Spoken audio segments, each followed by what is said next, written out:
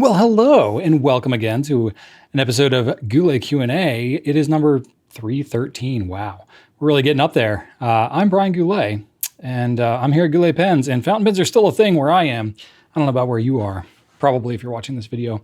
But in today's episode, I'm going to be talking about the finest nibs that I've ever used. What are some good contenders for my next fountain pen Hall of Fame?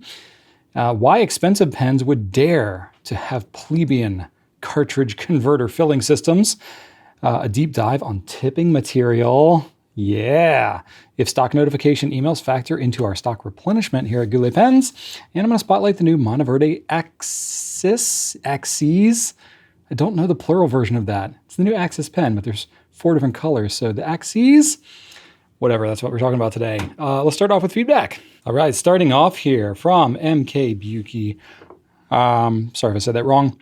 Mixing inks, Diatramentis Document Ink series can all be mixed with each other and they're waterproof. I use them for ink and watercolor all the time.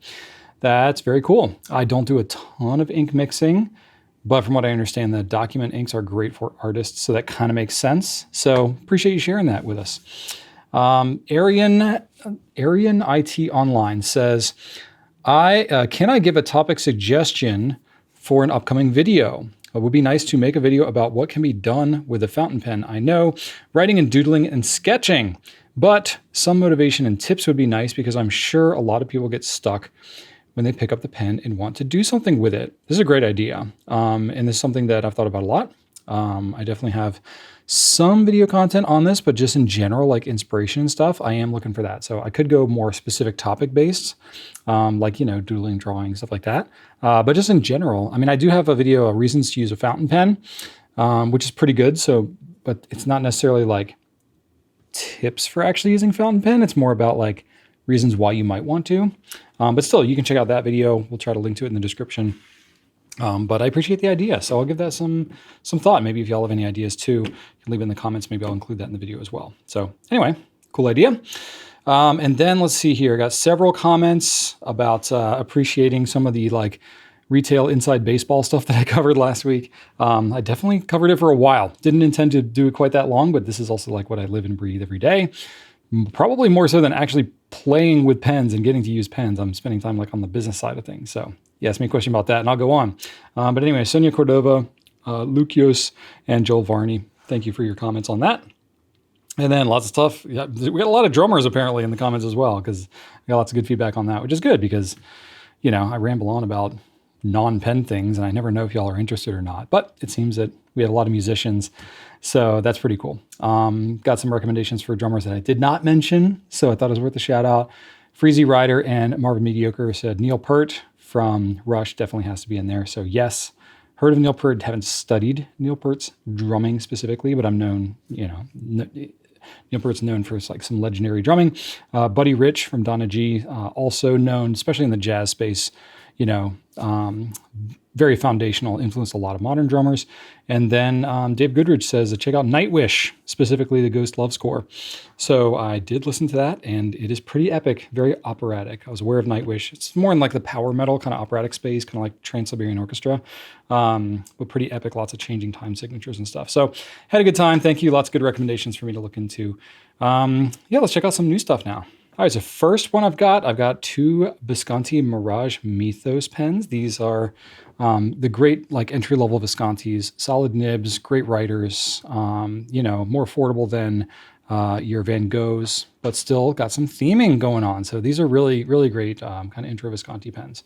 So the Mythos, there's 2 new ones. There's Persephone, and then there's Demeter. So these are, mythological, goddesses, I guess, creatures, beings, they're people. I don't know what you call them specifically, but either way, the pens themselves are great pens, nice size, good writers. They got Schmidt nibs on them, number 6 size steel nibs. They're right well, fine and mediums on both of these. The resin on these is really cool too. Nice kind of swirly resin. These are cartridge converter pens, Standard International. And Persephone here is a deep, like violet. resin, matte resin, which is kind of cool. It's got some interwoven like blue undertones to it as well. It's got ruthenium trim, like sandblasted trim as well. So the matte finish is pretty slick looking. It's got a magnetic cap and, you know, it's very neat. And, yeah, I guess, Persephone is the daughter of Demeter. I'm not super great with all the lore, but yes, the goddess of the underworld, I believe, if I'm not mistaken. So it's got kind of a little bit darker vibe to it, but still a really nice looking vibrant pen. And then Demeter is a bright orange and kind of red pen meant to be like harvest and bounty and stuff like that. So that's what that's all about. So similar pens, same pricing, just under $200 for these, and similar features. So those are pretty cool. Glad to see those come in and get some refreshed colors on those. We have the Monteverde Axis pens. Axes. I'll be talking about those more in the spotlight today. But those are $44 pens, extra fine through broad nibs. Yova made nibs. They are cartridge converter. Technically, it's got a little mini converter, but they're really cool, very lightweight little pocket pens with magnetic caps. Very fun to play with and cap and uncap. They are definitely fiddler pens, but I'll share them a little bit more in the spotlight. Those are in now. Got a couple new inks from Ferris Wheel Press. We have Lost in the Leaves and Highland Smoke. So Lost in the Leaves is a little more magical, a little more fun. It's got some shimmer in it, some rose gold shimmer, but it's a nice deep kind of green color, very foresty. It literally looks like Lost in the Leaves kind of forest. It's like a very descriptive name for it. 20 ml bottle, so that tiny little 20 ml bottle. It looks very cute. Very cool color, so you check that out. And then Highland Smoke is just a fairly conventional color, nothing crazy going on, but it does have some nice shading to it. It's a smoky gray color with some strong blue undertones. So that looks pretty nice. And that's in the larger bottle, the 38 ml one that's like the pocket watch kind of shape. So that's neat. We have both of those now. And then we have a new pen from Sailor, the Silent Matte Black Stainless Steel. So this is pretty interesting. You might just look and be like, oh, it's like a gunmetal kind of color. Well, first off, Sailor does like most everything in resin. So a metal Sailor pen is like, oh, that's different. So this pen is going to be over $500. So it's a little bit of an investment here, but they have the 21 karat gold nib on it. It's the mid-size one, not the King of Pens nib, but the one that they have on like the Sailor Pro gears.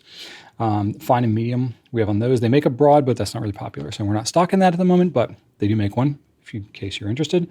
Sailor cartridge converter, proprietary mechanism on that one. And then what's cool is like the finish on this thing.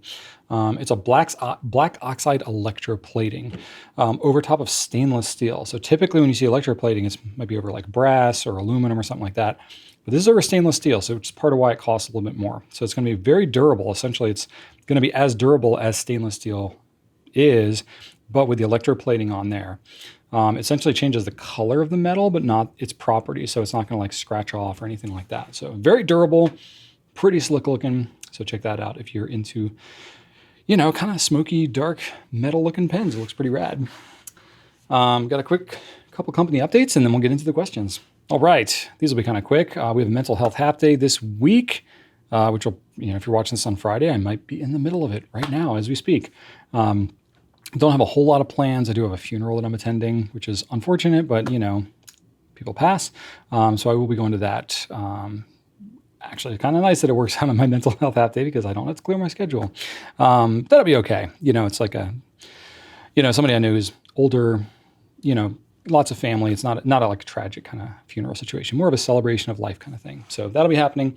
And then I have a video that published this week on my favorite pens of the year so far. So I've done this a few times sporadically. I've aspired to do like, favorite pens of, you know, this season, this quarter, whatever. And then I do it very inconsistently. So I was like, well, we've had a lot of launches this year. I'll just talk about some cool pens. And it was surprisingly hard to narrow down this list. So I think it ended up being like 12 pens on the list, maybe with a bunch of honorable mentions. And there's a lot more than that. There's a lot of stuff that comes out all the time. But I have a lot of my favorites in there. So you can check that out when you get a chance. And that's all I have for the moment. Let's get into the questions. Let's just jump right in. All right, question number 1 from Marilife says, Goulet website's always a pioneer of all fountain pen lovers. Like me, I appreciate that. We try. Awesome content and explanation. Very cool. I have one basic doubt that I hope that you can clear me.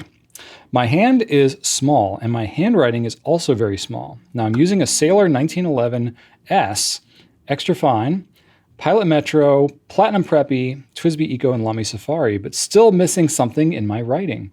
Please refer one pen that writes extra fine, thin grip sections. Thank you. And again, very good content. Well, I will try to make this very good. So I don't know what nib sizes you have on the pens you mentioned other than that Sailor one. But the Sailor Extra Fine is pretty fine. So I think if you're looking for something like that or finer, you're going to want to stick with Japanese pens because most of the extra fine nibs are going to be finest on your Platinum, your Sailor, and your Pilot. So pretty much right off the bat, any Platinum, Sailor, or Pilot extra fine or finer, which I'll get to in a second, would be a good route for you to go. Now, I don't know what kind of like budget you're looking for, what kind of range. So I'm going to give you kind of a spread of some different ones. I don't have a ton of pensions to mention specifically because really any of those extra fines are going to be pretty darn fine. And they really, all three of the brands make really good extra fines. So I can recommend any of those. But the Platinum Preppy Extra Fine, I don't know what nib size you have on that, but it's only available, I think, in like 1 or 2 colors maybe. It's not something that they used to just have fine and medium, but now they have an extra fine, or they have for the last few years. It's pretty darn fine, and it's not that expensive. So if you're looking for a sub $10 pen with a very, very extra fine nib, the Preppy Extra Fine is a good way to go. Let's see here. I think the finest, well, I'll save the finest for the end because it's also up there in price. But another one that's got a steel nib would be the Platinum Desk Pen in extra fine. I don't actually know how extra fine it is compared to the Preppy now that I think of it. It is a different nib, but it's still a Platinum steel nib. So now that I'm thinking about it, I'm like, oh, I should really compare those two. But it's a $13 pen, still very inexpensive, but it has a very, very fine nib on it. So that one's worth checking out too. Maybe pick both of those up if you're curious because they are so inexpensive. I think literally the converter costs more than these pens for Platinum, but you can use cartridges. You can refill cartridges too because those Platinum cartridges are durable and they last forever. Jumping up to go something maybe even finer, we got to go into gold nibs. So there's not really a lot in between these like, $7, $13 pens or whatever. Now you're getting into like the multiple hundred basically. The Pilot E95S in extra fine, I think is actually really good. That one's got a little bit of bounce to it. So if you write with any pressure, it can, it can flex out a little bit more, write a little wetter. But if you have a light touch, that's pretty fine. And the grip on that is relatively thin as well. It's got a really long kind of tapering grip. So depending on where you hold it, could feel even finer for you. But it's generally a pretty thin pen, very lightweight. So it's great for smaller hands. So that's a really good one. I forgot to mention both the Preppy. I mean, you've used a Preppy, so you know you like that one. But the desk pen also has a really relatively thin grip on that pen as well. So it would meet all your criteria.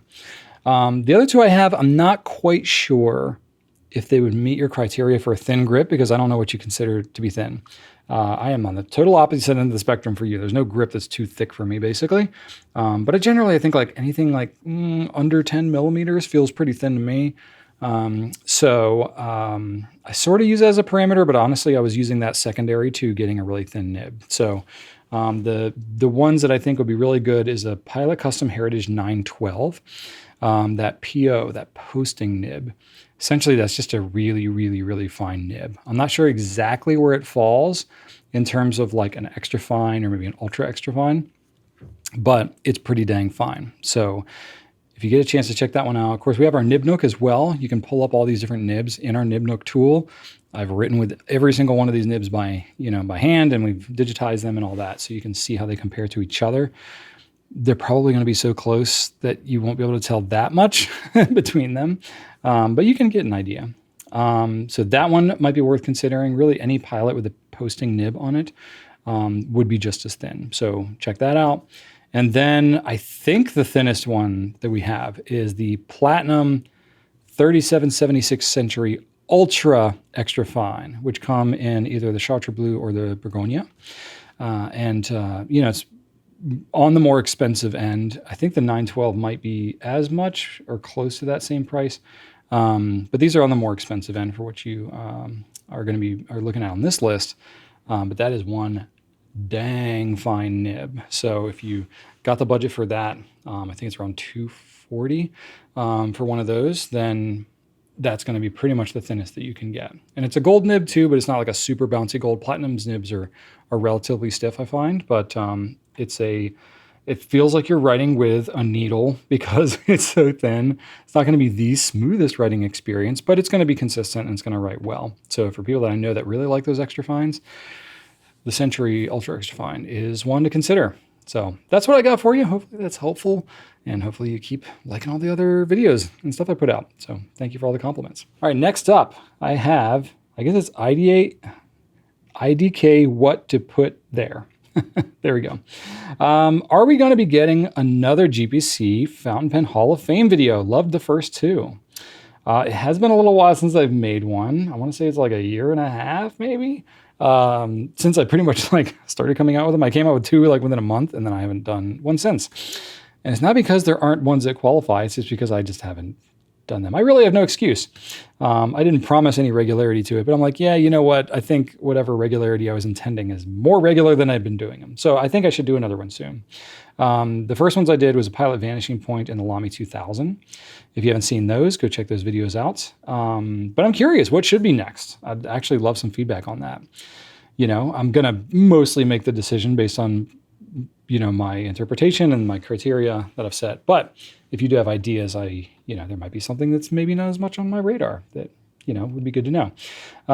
So anyway, there are some criteria. So I want to just, let you know what it is that I am using as a criteria. So it has to be something that's currently made. It can't be something vintage.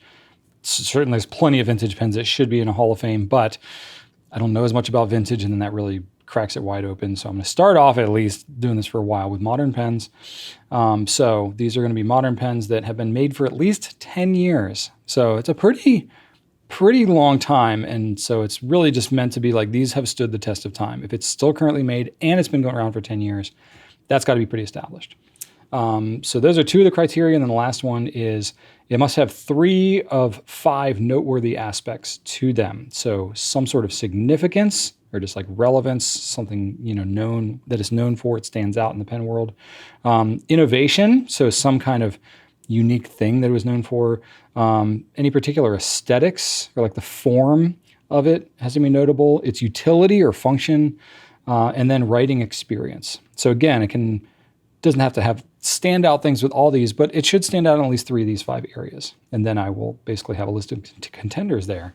So I do have a short list going already, but there may be something that you're particularly passionate about, and I'd love to hear what that is all about. So I'm going to look to get one of those out maybe here before too long. I have not filmed my next one yet, but maybe I'll do it soon. I don't know. You've inspired me. So thank you. All right, next question. Mr. Newland 66 says, why are so many of the most expensive pens still just regular cartridge pens? It seems as though I'm being shortchanged. I know the nib is fantastic, but surely the filling mechanism should be more advanced. That's a good question. You're not the only one that feels this way, but not everybody feels this way too, I will say. I think definitely a lot of people associate expensive pens with more sophisticated filling mechanisms. And it's tough because definitely it is more economical to do a cartridge converter filling system. It's fewer parts, less research and development to have to do, less serviceability and warranty and stuff like that. It's just a simpler design. So all of your least expensive pens are going to be more or less cartridge converter pens. But I think maybe that gets a bad rap. I think because you can have less expensive pens with that filling mechanism doesn't mean that it's an inferior filling mechanism necessarily. And I felt this way too, especially when I first got into fountain pens. I thought if I'm going to spend this much on a pen, it better have some other things going on with it that, I can't get in a less expensive pen, and that makes a lot of sense. I've become a little more flexible in that over the years. Partly because, I have seen a number of new pens come out, some of which have both versions of, cartridge converter and, for example, like a piston filling mechanism. I know we've had this a lot with like Esterbrook and some other brands that have done versions of both. We have Magna Carta that has both, so there've been a number of them. I think maybe Delta's done some and things like that, where it's like relatively identical pens, but maybe one's a piston, one's a cartridge converter. And I will say that like, it's more expensive to do a different filling mechanism, but it's not like that makes up all the difference of the price of the pen. You're still, if you have a $500 cartridge converter pen, it might be $600 or $650 if it's a piston filling pen. So it's more expensive, but it's not like it's worlds apart usually.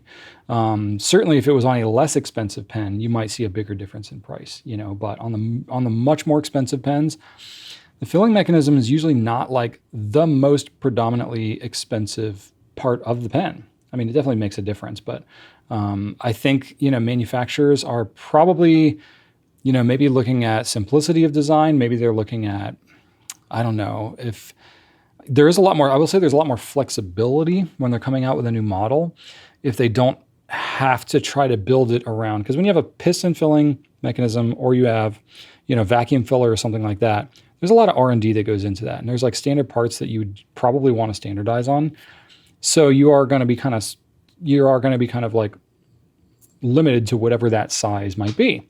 Whereas with a cartridge converter pen, it has to be at least big enough to fit the cartridge and converter, but then you can make it longer, thicker, have shape to it or whatever that can be sort of independent of that filling system, and so you do have to have, you're a lot more limited in aspects of your design when you have a piston or a vacuum or something like that than you are with a cartridge converter pen. So it is somewhat more limiting. But obviously companies can get more creative, but then you're getting into even more expense if you're developing like a custom, filling system for that pen. So, it does make sense to me. I think, in terms of my own use, I don't know, since there are less expensive pens like TWSBI's, like Noodler's pens and other things that like less expensive pens that have piston filling mechanisms, the Monteverde MP1, that has changed my perspective a little bit. Even like the TWSBI with the VAC 700R, it's not like you necessarily have to have a really expensive pen to have one of those filling mechanisms, which now that I'm saying that, I can kind of see your argument of like, well, if they can put on less expensive pens, why don't they just make it standard on more expensive pens? And there's certainly an argument to be made around that. I really can't. I'm not a manufacturer, so I really can't say how practical that would or wouldn't be. But other than like having the constraints of design and having to develop that. But I will say a lot of it does come down to it's not everybody's preference to have a really high ink capacity pen. I mean, it's some people's preference.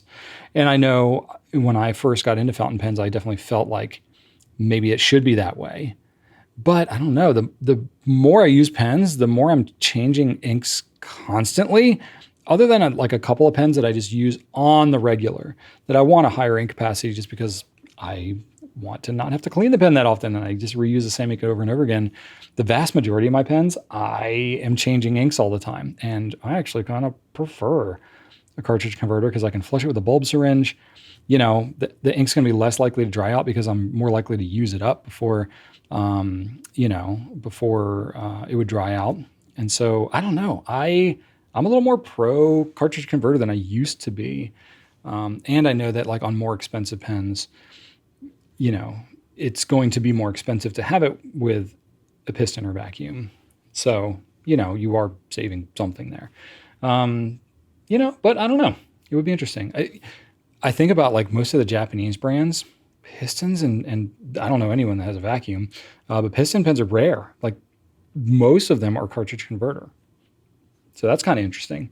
Even when you get into like high-end Namikis and stuff like that. I mean, you have the Emperor, which is an eyedropper filler, but in all the other high-end Pilot and Namiki pens, they're all cartridge converter. So, what do you do with that? But anyway, so I think a lot of it comes down to preference, honestly. And I think that, you're not alone in your feeling. I'm not going to say that like it's weird that you feel that way, but I think there's an argument to be made that it doesn't necessarily have to be that way. So I don't know. That's kind of what I got. I think there are some pros, less servicing, less warranty things and just parts to break and potentially down the road. So that's kind of nice. Just on cartridge converters, things are a lot more standard. If the converter kind of goes bust or you lose it or break it or whatever, you can just replace it with another one. It's kind of nice. I don't know. And then there's less fuss with the pen. The more complicated things, especially stuff with like electronics and all that these days that you can't fix or repair or whatever, like it's kind of nice to just have a really simple design on something like a pen. So maybe that's why I'm kind of finding some of the cartridge converter stuff appealing. So I don't know. What do y'all think? I'm curious. Do you feel like if you spend more on a pen, you should have a more elaborate filling mechanism, or at least maybe a higher ink capacity filling mechanism? Let me know what you think. I'm curious. All right. Y'all ready for a deep dive? Because I got one for this question. This is from Juicy Louise. My husband is a newbie and has a very technical question. Sounds like my kind of guy. Nib tipping material. Which metals are used? Which are the best? Do more expensive nibs have different tipping metal? Do gold nibs have gold tips? And what is the significance of tipping material in general? So basically, can you have a tipping material Brian deep dive, please? Well, your wishes will come true today. Maybe because you called it a Brian deep dive, I just couldn't resist it. I've definitely talked about tipping material before, but I always enjoy talking about it. And I'll do it again here today. So, tipping material. Some nibs aren't tipped at all, but it is pretty commonplace to have them tipped these days. The ones that you are typically going to see not tipped are going to be stub stainless steel nibs. That because it's kind of a wide, stainless steel is pretty durable, but because it's kind of a wide base that it's using, the tipping material is not as necessary. Would it last longer if it was tipped? Yeah. But to do a stub nib, it's a bit extra work to grind those beyond just a regular tip. So I think because stainless steel nibs are usually more on the more affordable side. They're just trying to save a little bit of time, a little bit of money there. And I've never seen an issue with somebody who heavily uses a stainless steel stub nib and has like wear and tear issues on it. So eventually it'll wear, but I think it does okay. But for pretty much all other nibs today, you're going to see tipping material on it. Most nibs you're either dealing with a stainless steel or gold. There's a few other, some titanium and some other outliers out there. But basically today, you're getting stainless steel or gold. And there's different grades of stainless steel with different hardness and stuff like that. But in general, nibs are going to be tipped, and the tipping is going to be harder than the stainless steel material, no matter what. So they tip them. There's essentially maybe I'll get into the reason of why you even have tipping. It's just for it to last longer. That's it. Because the tip is the one part of the pen is touching the paper as you write. And paper, even if you get smooth paper, if you look at it close enough under a microscope, it looks abrasive. There is an abrasion property to paper. Now it's going to be very lightly abrasive. It's going to last a really long time. Years and years, usually before you see wear on a nib from just writing on paper. But eventually it is going to wear down. And essentially by getting a harder tip, you're just delaying that wearing process. That's all you're trying to do. So you put a harder material on the tip so that it doesn't wear as much as if you didn't have it. So that's really the whole point of it. Now the metals out there that are harder than gold and stainless steel are going to be your platinum group metals. There's 6 of those. There's platinum, ruthenium, rhodium, palladium, osmium, and iridium. Now, iridium is the one that you might hear about the most in the fountain pen world because that was what was used, I don't know, like primarily or just talked about more historically. So that one is kind of known. Even some modern stainless steel nibs you see that are a little more generic, they might say iridium point Germany on them. That's kind of a standard stock nib type thing that you might see. It's most of the time it's not pure iridium that you're getting these days, but iridium is pretty solid. So of the platinum class metals, you'll hear about some of them talked about, especially like rhodium and palladium, and ruthenium for that matter. You'll hear about those typically when you're talking about trim colors or plating on pens. They are very durable, but some of them are better, like more hard wearing for the purpose of a fountain pen tip, a nib tip. So ones that are better for plating, but not maybe as ideal because they're not as hard as the others is platinum, palladium, and even rhodium. Rhodium's still pretty tough, but it's not necessarily like as tough as some of the others. So a lot of times there's alloys that are used for these tipping materials. So I think it's pretty rare that you're going to have just one of these metals that's used for the tipping for fountain pen nibs. And again, this is like a pretty limited, pretty narrow, pretty niche use you're getting for these things. So from what I've only ever heard of like one company that makes fountain pen tipping. So it's pretty specific. There could be others, but I only have ever heard of the one.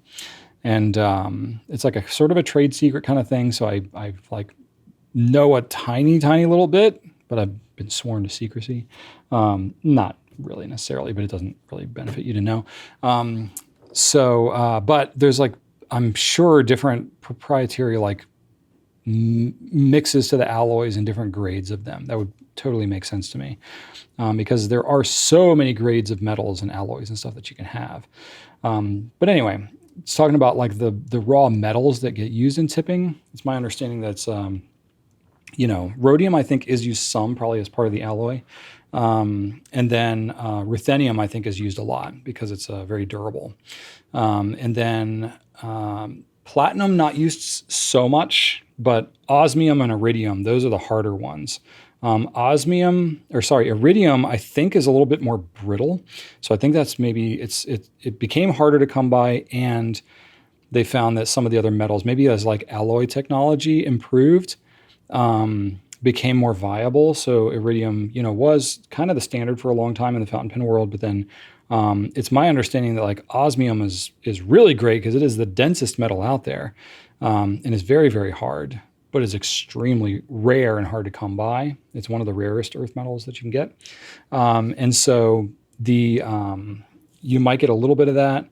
Maybe that's more of what you get when you get like really expensive pens with expensive tipping. But from what I understand, like ruthenium is probably going to be the primary thing, ruthenium and maybe a little bit of rhodium. So yeah, that is typically what you'll see. Let me see here. In terms of like hardness and stuff like that, I mentioned that. So typically if you're dealing with stainless steel, you're looking at something in like the 5.5 to 6 on the Mohs hardness scale. Gold is going to be like 3.5 to 4. So gold is much softer. And that is not going to wear super well, which is why you always see tipping on gold nibs. Stainless steel is a little harder. The Mohs hardness for a lot of the tipping metals here, you're looking at is like a 6.5 to 7. So stainless steel, if you're looking at like 5.5 to 6, that's still pretty durable, but the tipping will be even harder wearing, which is why you see a lot of tipping. So yeah, let's see here. Significance, I think I already mentioned it's going to last longer. I mentioned abrasive paper. And then as far as like, do more expensive nibs have different tipping metal? I would assume so. I don't have specific industry knowledge to know yes and to know to what degree. I have to kind of just assume that that's the case. So it also could not be the case. I don't specifically know one way or the other, but it would make a lot of sense to me that the harder metals, especially the ones that are more rare like osmium, might be included a bit more in the alloys of the tipping that is harder wearing, which would make sense on a more expensive pen, more expensive nib that manufacturers would want to last a long time. But I don't have like hard specific data to go on. No manufacturer that I know of publishes any information about any of their tipping. I haven't even heard that of like something on higher end pens that they like, even not in like a proprietary way, but they even like mention like, oh, our tipping lasts longer. I don't know. It would make sense that if it did meaningfully last longer that they would advertise that, but I don't know. I think most of the tipping is going to last so many years anyway that it's pretty rare for people to wear out the tipping material on pretty much any tipping. So I don't know how much of a deal breaker that is on most nibs. But anyway, it's a bit of a mystery, a bit of a black box in terms of how the tipping all works. But I can pretty confidently say like you're getting some blend of maybe like ruthenium, maybe a little bit of rhodium, and then some iridium or osmium, depending on how much of the alloy they want in there. And there you go. Not too bad of a deep dive, pretty manageable. We went in, waist deep, maybe chest deep, didn't go scuba diving or anything, but I can only go so deep on tipping material because, again, it is kind of a black box. But you now know more than probably any person reasonably needs to about fountain pen tipping material, so enjoy.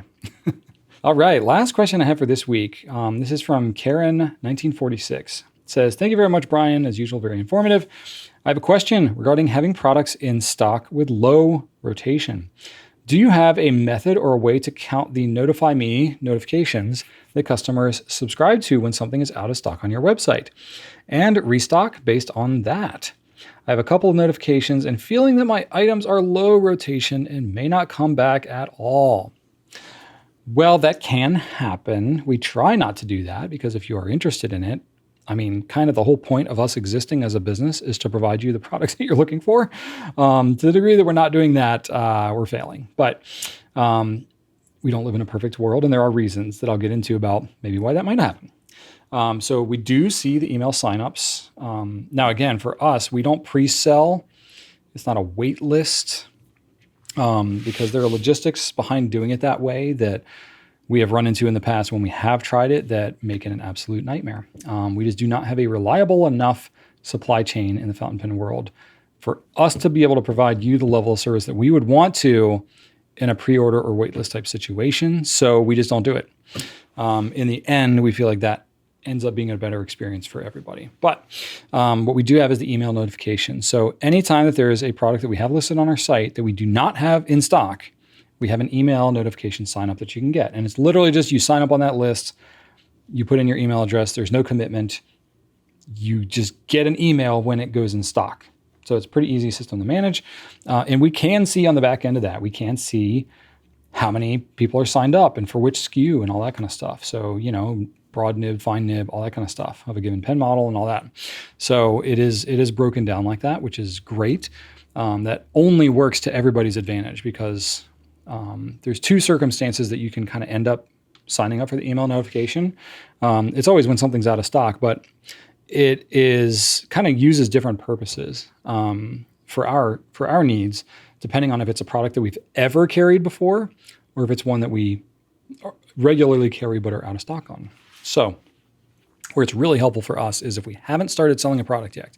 So it hasn't been launched yet. We have it on the website, but you can sign up to be notified. We definitely have had situations in the past where we are not sure about the amount of interest in a given product, or maybe like a nib size breakdown, because you'd be surprised, not every pen is popular in every nib size. And it really can vary a lot depending on the pen, which nib size might be the most popular. So we always try to estimate what nib sizes are going to be popular in a given pen. But we are always surprised a little bit sometimes. So, if it's a pen that, especially if it's a really expensive pen and we're not going to be carrying high quantities, if there is, coming up to a product launch, we know we ordered a certain number of, say, extra fines, but it turns out the fine is going to be a lot more popular if it's like really heavily weighed in that way on the email list. It's not a perfect gauge for us because, again, it's not a commitment that you're making. But we can be like, oh, wow, we really didn't order that many. Maybe we should order a few. That way, once we launch them, we have a more, balanced amount. So that's one way that it's really helpful, or just in general, if it's like way above, way under, the total number across all SKUs or whatever of that product, we can know, oh boy, we're going to sell out really quickly, or honestly, the most practical way that happens is if we have a lot of people signed up on the email notification, and for whatever reason, either we didn't order enough, or what is usually the case is we order a bunch, but they don't have enough to give everybody what they want. So we get shorted on our initial stock. And, if we have an email list that's 4 times the size of what we're getting in our initial shipment, that will be like, oh boy. So, if it's that out of whack, we might be like, oh, do we wait to launch until we get more in stock? Or, okay, we'll launch it. We'll let the email notifications go out, but let's not put it in the email newsletter. Let's not, promote this thing more until everybody who's already signed up for that list kind of gets their chance. So again, not a perfect system, but it does definitely gauge how much we, how quickly we might want to reorder something. If we can get more before it launches, then we'll try to do that, or how heavily we might, promote something based on how many we think are going to sell right away. So that's one scenario where those can be really helpful for us to better keep stock. Of course, it's helpful for you because you get notified right away. And it's definitely to your advantage to act quickly when there's anything that you're interested in, that you get the email notification because, it's first come, first serve in all situations. The other situation where it can be really helpful is if it's a product that's already launched and, it's just we happen to be out of it for whatever period of time. If there's a bunch of people that, we don't necessarily make on like a per product basis a determination of how much we're going to carry based purely on the email list because, once we launch something, the email list clears out. All those emails go out and we don't have that list in the system anymore. Otherwise you would get repeated emails every time something restocks. That would be super annoying. You wouldn't like that. But it does mean that if you sign up for something, it sells, you didn't get it for some reason, that means you need to go sign back up for the email notification.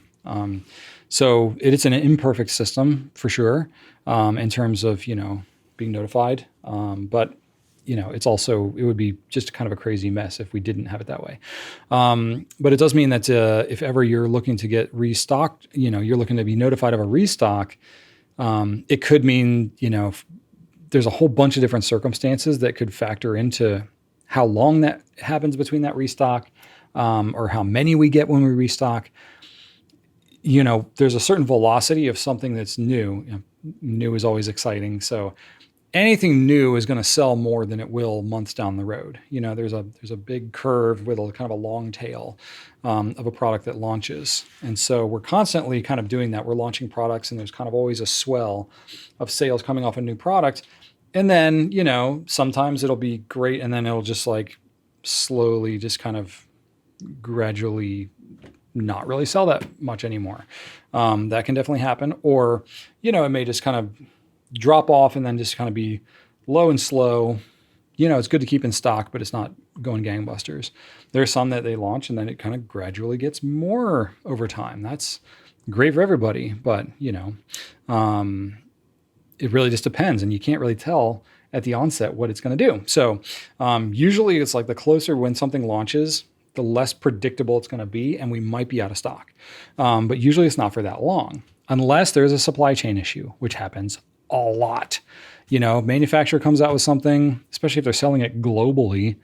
I mean, who knows how it's going to sell? It could be, totally a swing and a miss and they have tons of stock and it's available forever and is never an issue again. Or, manufacturers have to gauge, how much of something to make. They don't really know how it's going to do, especially if it's a new model or something like that. So they'll estimate, but if they way underestimate for whatever reason how popular something's going to be, they may come out with it. It may take them 3 months to make another batch of whatever it is.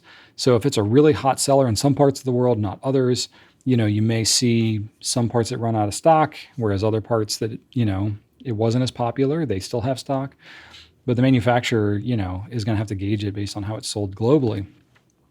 So there could be definitely circumstances where you might be waiting weeks or months to get restocked on something purely because they just didn't make enough of them. Or there could be other things, I don't know, like, COVID and shipping lane issues because of, I don't know, tariffs and other things like that, where stuff can get held up for weeks or months.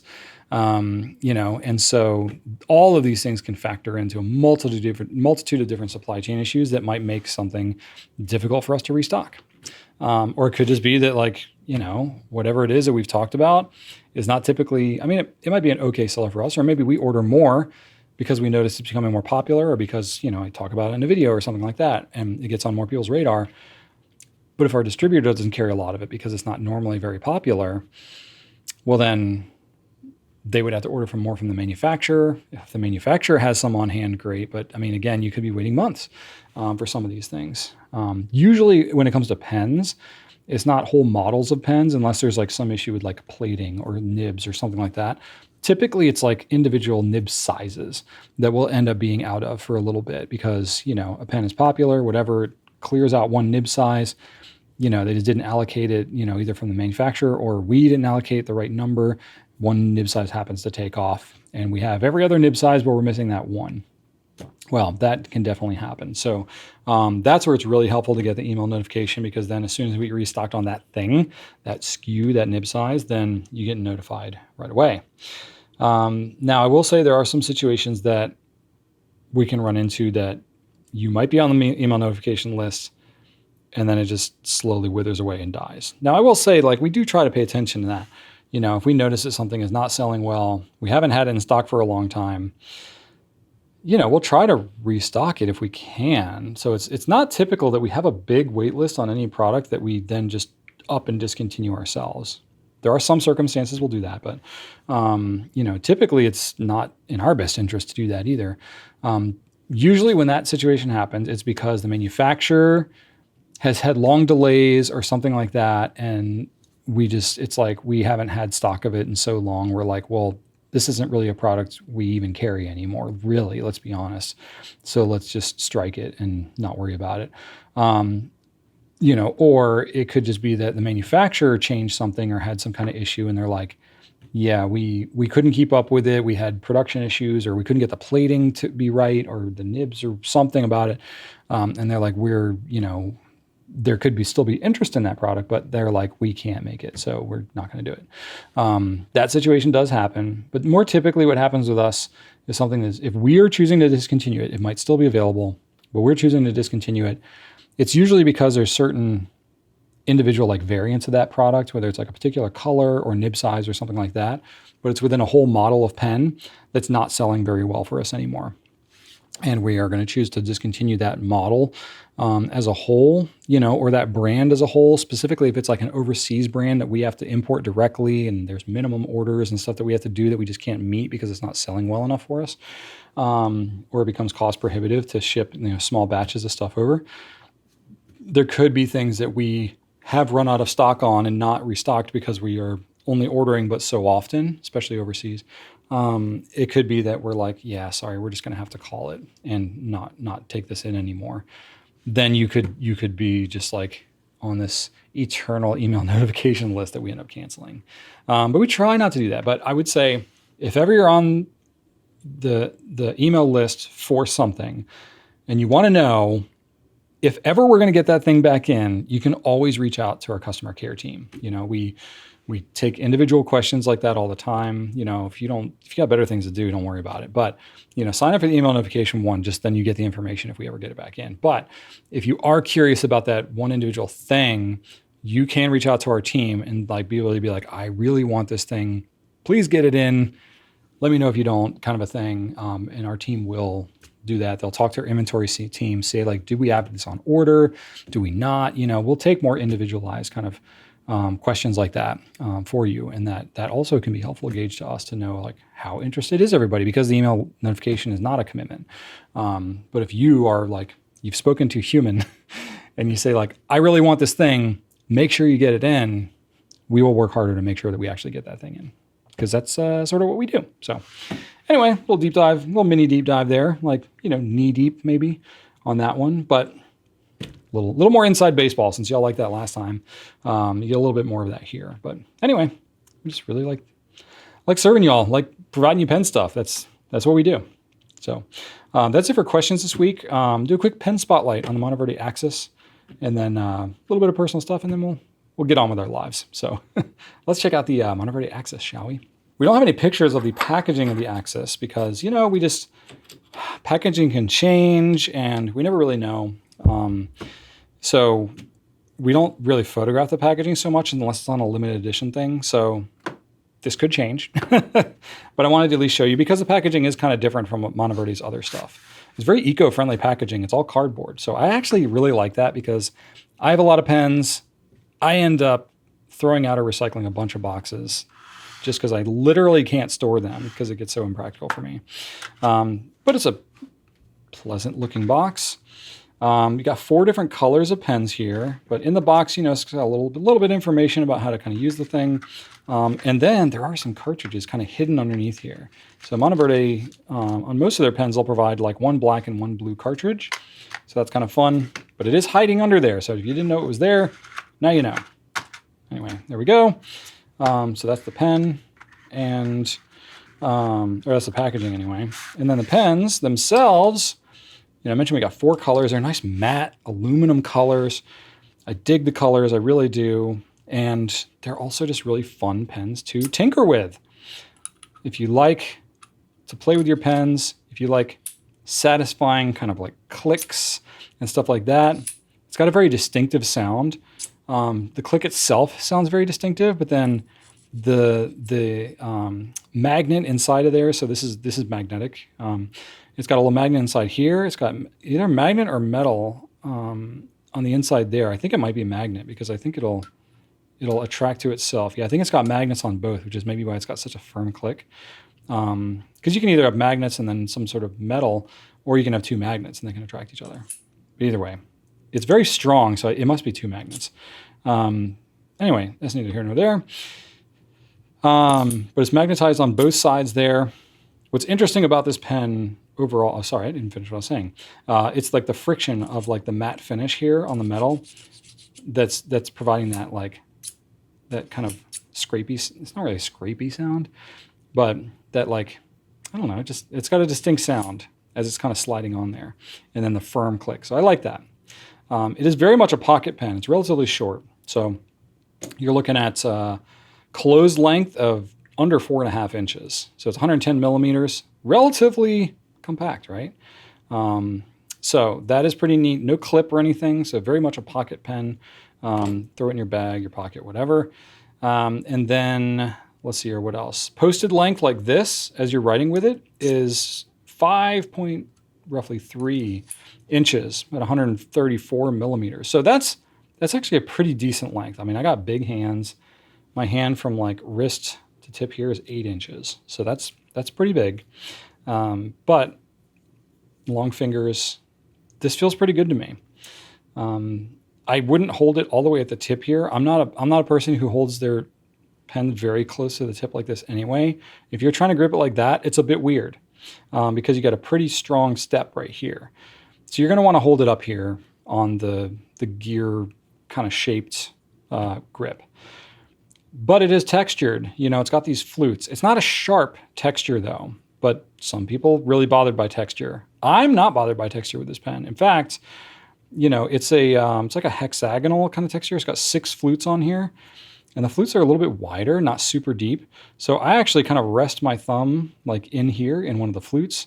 I rest my index finger on another flute, and then I rest my middle finger down in another flute. So the flute's actually kind of, I'm not going to say it acts like a triangular grip because it's not that dramatic, but it does kind of anchor me a little bit.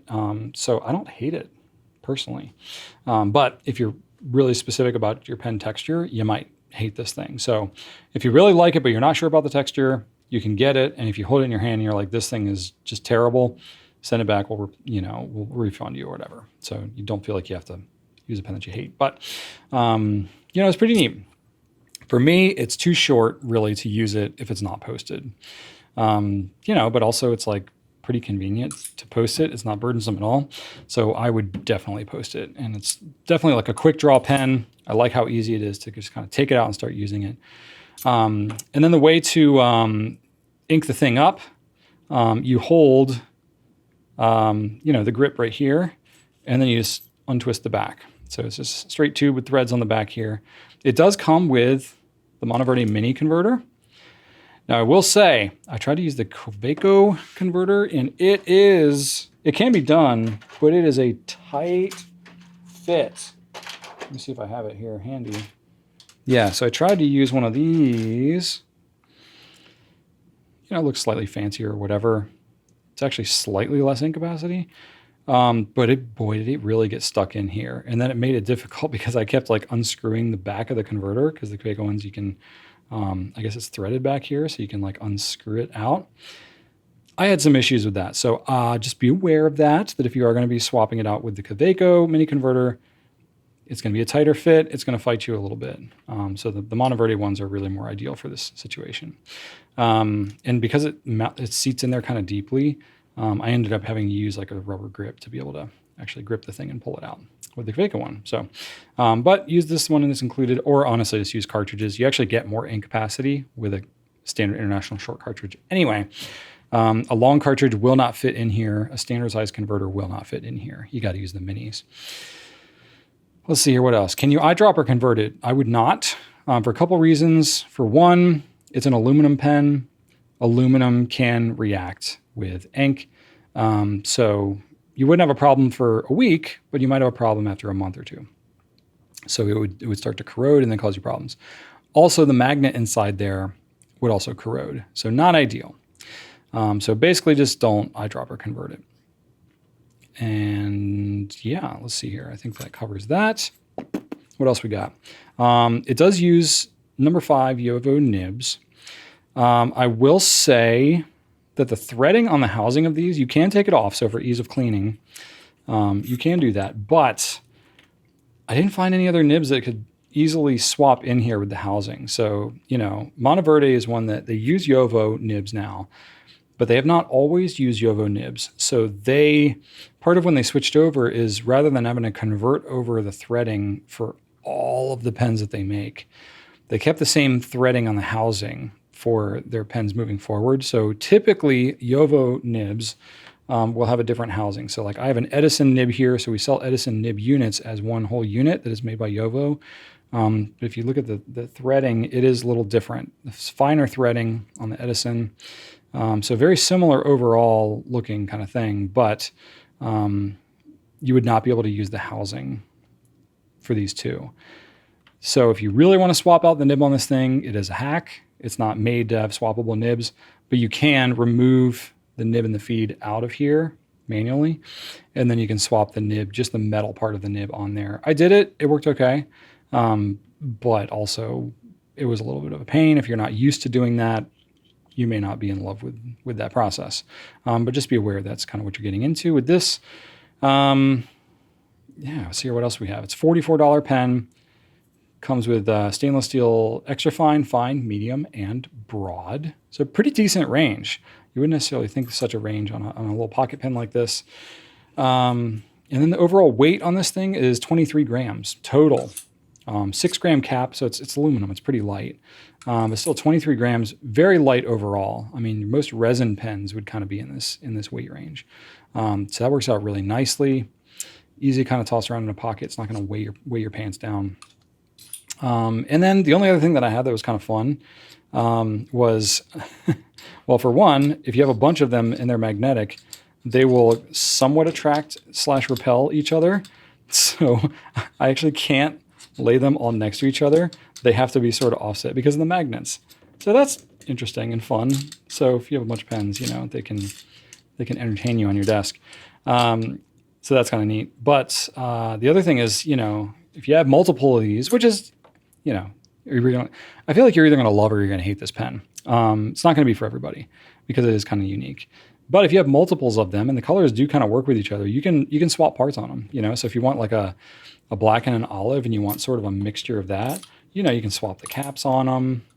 You know, that can look kind of neat. You can even swap out, you know, just kind of the grip portion if you want, you know. So if you want just like a little color pop, you know, say for example, well, let's try like the orange one, okay? If I want the little, you know, if I want mostly black, but I want a little bit of orange pop in there, you can do that. That's kind of fun. So it looks black and then it's like, bam, orange.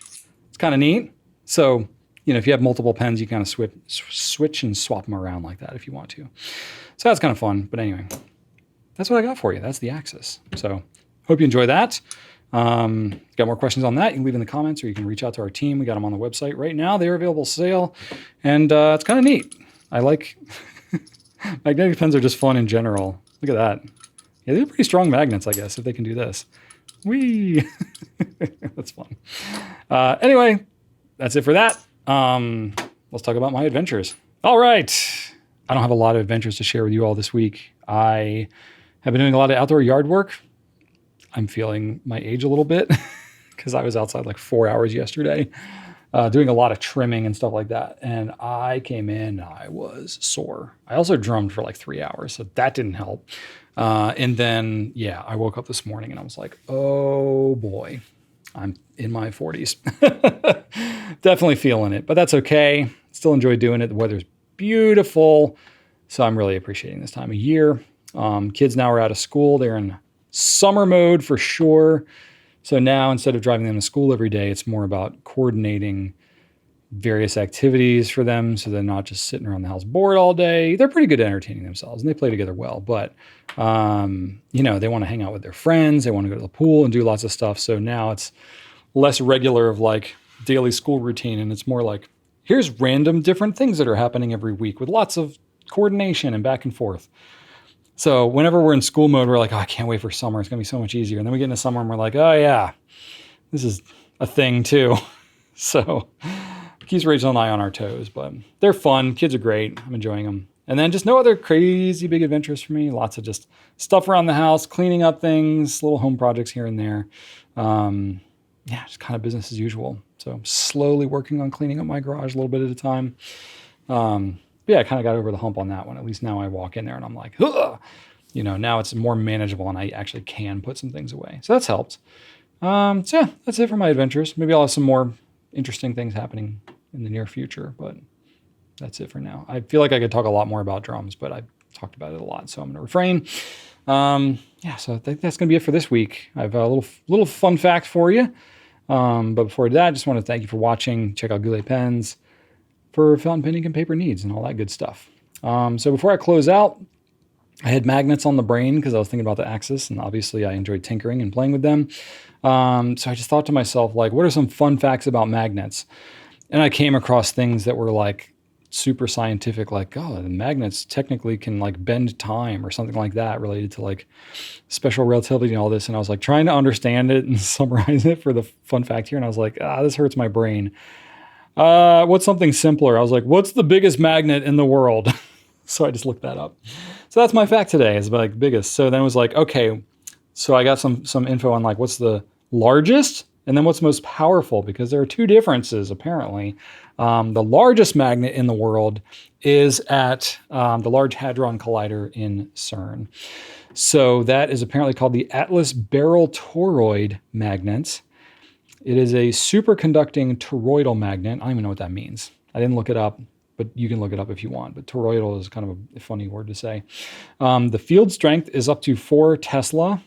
I don't even know what measurement that is because I don't know magnets that well. But it's lower than an MRI machine, apparently. But it's spread over a huge volume. So there's strength, which is different than size. The size of this magnet, 25 meters long and 20 meters wide, just 46 meters in circumference. That is huge. So that is definitely the biggest magnet. It weighs over 850 tons and it stores 1 gigajoule, roughly the energy of a speeding freight train. That's a lot of energy. Now, if you want to talk about the strongest field strength magnets, that belongs to the National High Magnetic Field Laboratory, or the MagLab in Florida. That is apparently a hybrid magnet, which is superconducting plus resistive. It has a field strength of 45 Tesla, which I don't know what that means, but it is more than 10 times the size of the field strength of the Hadron Collider. So yeah, that's pretty interesting. So for context, a fridge magnet is about 0.01 Tesla. So yeah, a 45 Tesla field can rip water molecules apart if you're close enough. So, don't stand too close to it, I guess. So there you go. Fun facts about magnets. They can be pretty powerful. That's all I got for you this week. Thanks so much for watching, and right on.